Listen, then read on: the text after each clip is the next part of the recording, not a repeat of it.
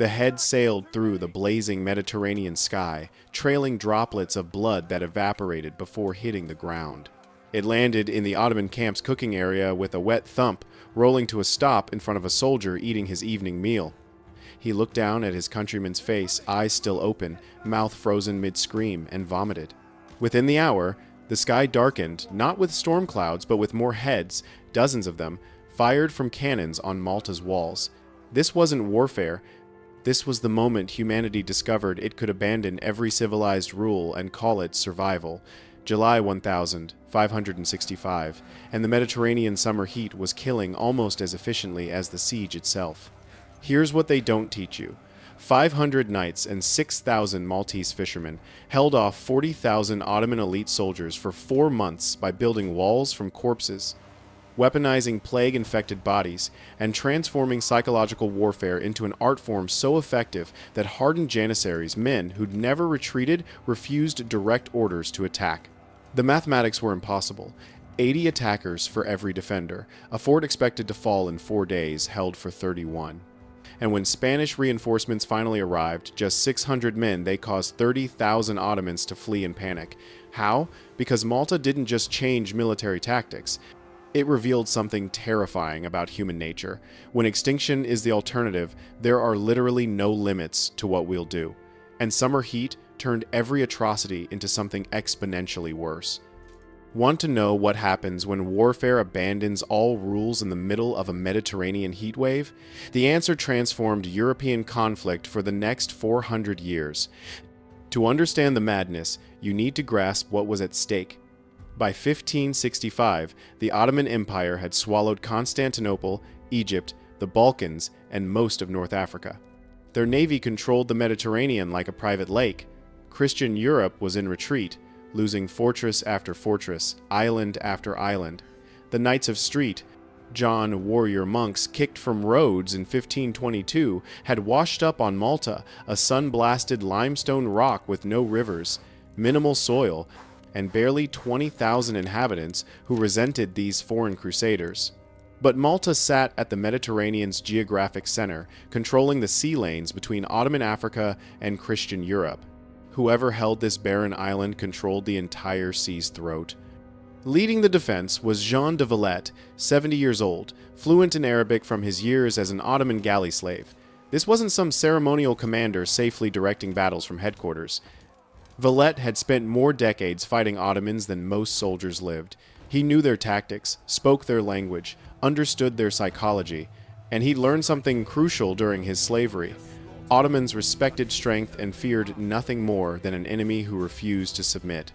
Facing him was Dragut, the drawing sword of Islam, a former Christian slave who'd become the Ottoman Empire's greatest naval commander. This tactical genius had humiliated Christian fleets across the Mediterranean for 30 years. When he appeared at Malta, defenders knew they faced not just superior numbers, but superior generalship. The Ottomans had spent years preparing this invasion. Every captured Christian ship provided intelligence about Malta's defenses. Every raid tested response times. By spring 1565, Ottoman commanders knew the island's fortifications stone by stone, knew the knights had maybe 500 combat-ready members, knew the Maltese militia was poorly equipped farmers and fishermen. The 18th of May, 1565. Dawn breaks over Malta with temperatures already climbing toward 85 degrees. A fisherman named Giuseppe spots something on the horizon that makes his blood freeze. 200 Ottoman ships darkening the Mediterranean like a moving city. The invasion fleet carries 40,000 soldiers, including 6,000 janissaries, the Empire's elite infantry who'd conquered Belgrade, Rhodes, and dozens of Christian fortresses. They'd never lost a siege. Against this avalanche stands Fort Street Elmo, a star-shaped fortification jutting into Grand Harbor's entrance. Military engineers calculate it can hold maybe 4 days against determined assault. Valette knows the main fortifications of Birgu and Singlia need months to prepare. So he makes a calculation that seems insane. He'll sacrifice Street Elmo to buy time. Not 4 days, weeks, however long it takes. Inside Street Elmo, 1,500 defenders take communion and sharpen swords. They understand they're dead men. Commander Luigi Broglia writes a final letter. We are the delay that saves Christendom. No melodrama, just mathematical fact. But here's what the Ottomans fatally miscalculated. They thought this was a standard military problem requiring standard military solutions. Overwhelming force, superior artillery, proven siege tactics that had worked across 2 continents. What they faced instead was something unprecedented. A population that had collectively decided death was preferable to Ottoman rule. Every man, woman, and child on Malta knew what Ottoman conquest meant. Slavery, forced conversion, their island becoming a launching point for invasions deeper into Europe. So they chose to make the Ottomans pay such a terrible price that even victory would feel like defeat. And the summer heat, brutal Mediterranean temperatures climbing past 95 degrees daily would turn every aspect of this siege into amplified horror. May 24 arrives with Turkish artillery positioned on heights above Street Elmo. At dawn, the first cannon speaks, then another. Within an hour, 7,000 cannonballs slam into the fort, not for the day, every single day, for a month. Limestone explodes into deadly shrapnel. Walls designed for medieval warfare crumble under modern artillery. The noise is physically painful, a continuous roar that makes ears bleed and thinking impossible. By noon, Ottoman gunners have created 3 breaches in Street Elmo's walls. Standard siege doctrine says assault immediately, while defenders are still stunned. But when Janissaries advance through the breaches, they discover something that violates every rule of warfare. The gaps are plugged with corpses.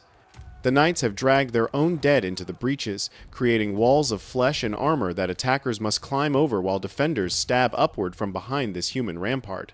What follows isn't combat, but close-range butchery. A Maltese militiaman named Tony Bahata holds a breach alone for 10 minutes, killing 8 attackers with nothing but a broken sword and a rock before a scimitar takes his head. His body falls forward, jamming the breach. The assault falters. Ottoman officers can't process what they're witnessing. These defenders should be demoralized, shell-shocked, ready to surrender. Instead, they're fighting with the intensity of men who've already accepted death. Worse, they're organized. As Turks retreat to regroup, something unthinkable happens. Defenders load their own cannons with the severed heads of soldiers who just died attacking them. The heads sail over Turkish lines, bouncing through camps, rolling into tents. The psychological message is brutally clear. We'll use your dead as ammunition. This isn't desperation. This is a deliberate choice to abandon every rule of civilized warfare and drag the enemy into mutual savagery. But the summer heat transformed this savagery into something exponentially worse. Imagine 7,000 cannonballs daily pulverizing limestone in 95-degree weather. The dust alone was suffocating, coating throats and lungs until men coughed blood. Inside armor, defenders cooked metal heated by the sun and cannon blast became literal ovens.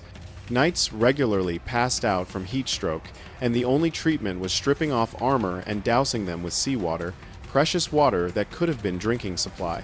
The corpses in the breaches, initially a tactical barrier, began decomposing within hours in the heat. By day 3, the smell was overwhelming. By day 7, bodies were liquefying, creating a slurry of rotted flesh that made the breaches even more treacherous to climb. Flies appeared in biblical proportions, so thick that breathing meant inhaling them. They laid eggs in wounds, and within a day, maggots were eating infected tissue on living soldiers. Day 10 of the siege. Dragut finally arrives with 2,500 veteran corsairs.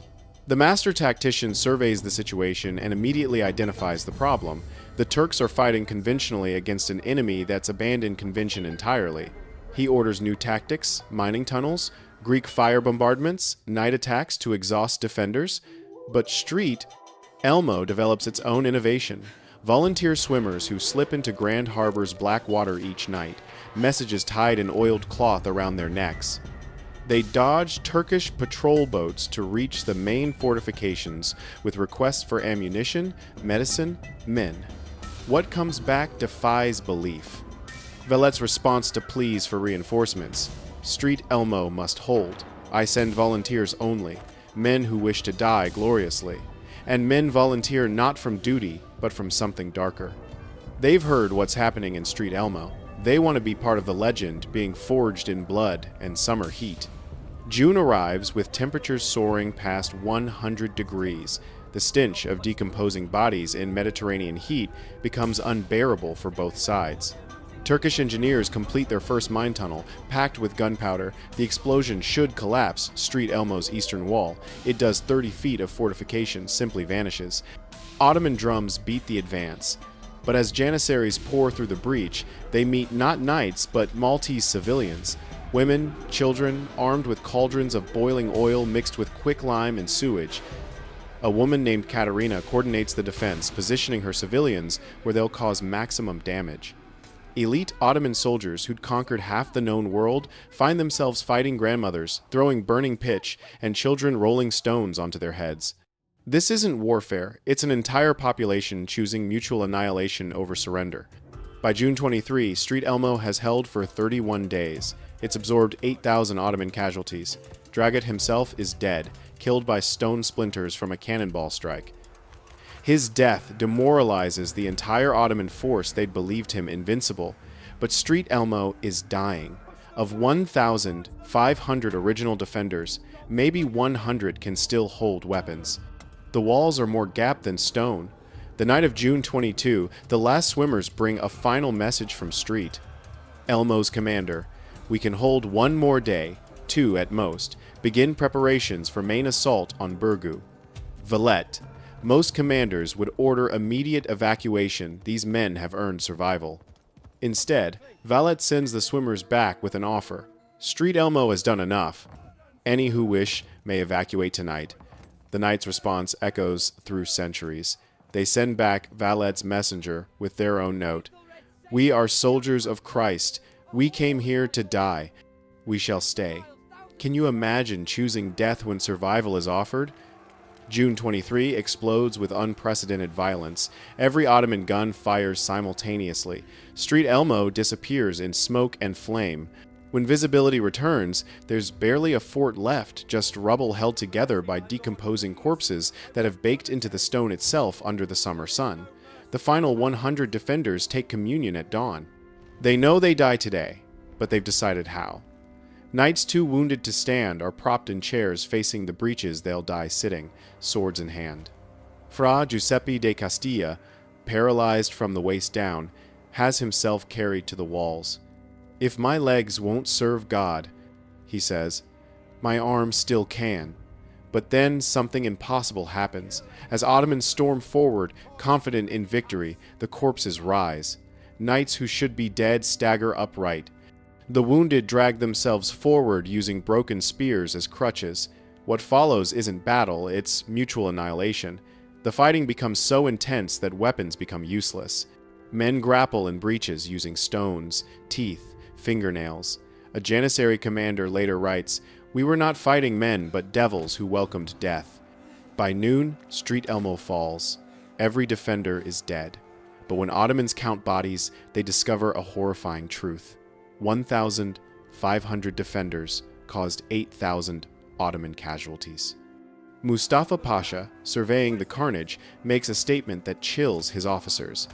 If the daughter cost us so dear, what will the mother cost? Street Elmo bought 31 days.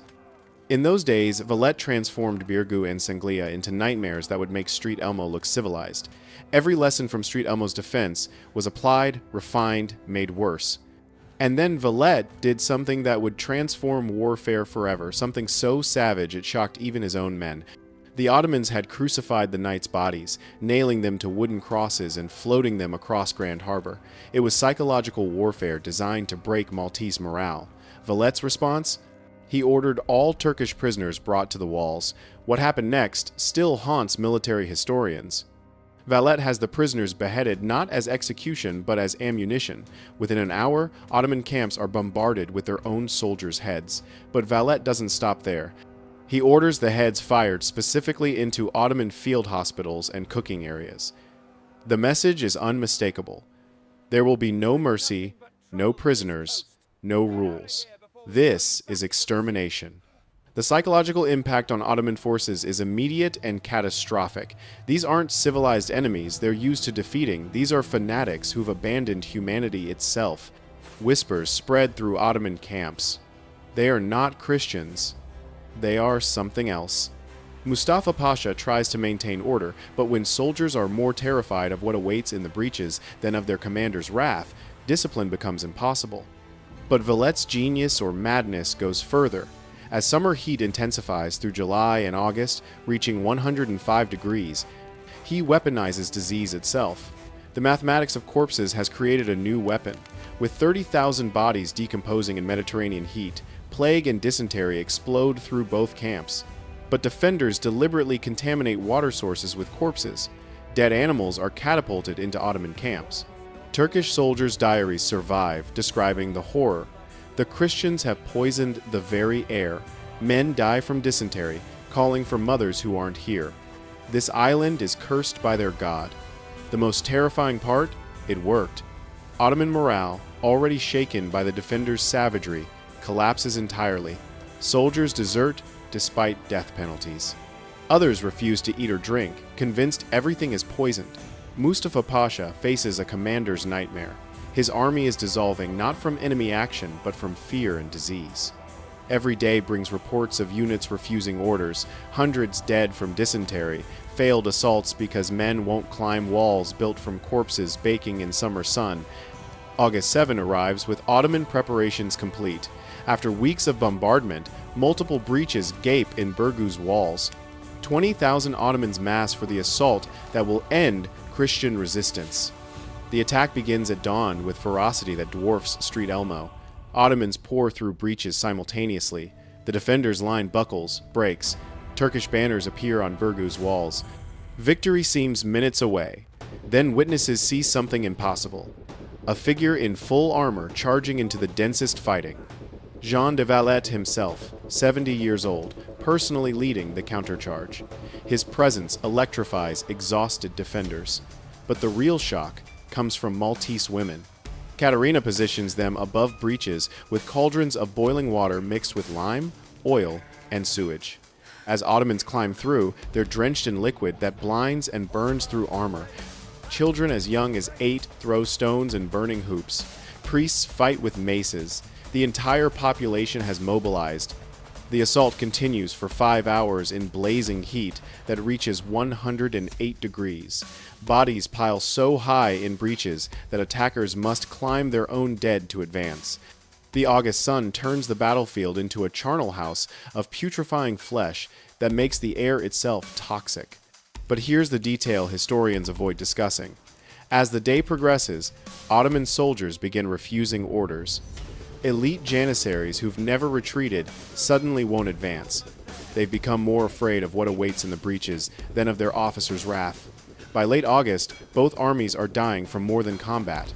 With 30,000 corpses decomposing in Mediterranean heat, disease has become the primary killer. Ottoman camps become pest holes, where men die by the hundreds daily from causes that have nothing to do with Christian weapons and everything to do with the arithmetic of death in summer heat. Then, September 7 changes everything. A dust cloud appears on the horizon. Ottoman lookouts strain to identify it. When they do, panic spreads like wildfire. The Spanish relief force has finally arrived, 8,000 men, mostly raw recruits, but the Spanish commander lands only 600 as a probe. These 600 march inland with maximum noise. Drums beating, banners flying, dust kicked up to suggest thousands more behind them. Mustafa Pasha orders reconnaissance. His scouts, exhausted and terrified after 4 months of horror, see what they expect, the vanguard of a massive army. They report Spanish forces beyond counting. What follows isn't retreat, it's rout. 30,000 Ottoman soldiers, convinced they're about to be trapped on this nightmare island, abandon positions and stampede to ships. The evacuation becomes a race to escape Malta's shores. Mustafa Pasha tries to restore order, even executing deserters, but when soldiers are more afraid of staying than dying, executions mean nothing. As September 11 dawns, the last Ottoman ship disappears. The impossible has happened. 6,500 defenders, reduced to perhaps 600 capable of fighting, have defeated the Ottoman Empire's greatest invasion force through a combination of tactical genius, fanatical resistance, and weaponized summer heat. The arithmetic of the Great Siege defies comprehension. 30,000 Ottoman dead, 250 of 500 knights killed, 5,000 Maltese civilians dead. The ground was invisible beneath corpses. Flies clouded the air so thickly that breathing meant swallowing death. The summer sun had baked blood and flesh into Malta's limestone, creating a smell that survivors said lasted years. But the real casualty was civilized warfare itself. Malta proved that with sufficient brutality, a smaller force could defeat a larger one through psychological destruction. The lesson wouldn't be forgotten. European wars grew progressively more savage, each side trying to exceed Malta's horrors. The 30 Years' War, beginning decades later, routinely employed Malta's tactics, weaponizing disease, targeting civilians, using psychological warfare to break enemies before battle. What shocked observers in 1565 became standard by 1618. Malta didn't just save Europe from Ottoman conquest. It revealed something fundamental about human nature: our capacity to choose monstrosity when faced with extinction. The Knights proved that when survival is at stake, there are literally no limits. They saved Christendom by becoming monsters. They won by ensuring everyone lost. Which aspect shocked you most? The corpse walls, the heads as cannonballs, or the fact that 600 reinforcements caused 30,000 to flee? Drop your thoughts below. And if you want more battles where impossible odds were overcome through tactics that redefined warfare, subscribe to Flow of History and smash that notification bell. Our next video reveals an even more devastating siege, where defenders did something that makes Malta look merciful. You won't believe what we've uncovered.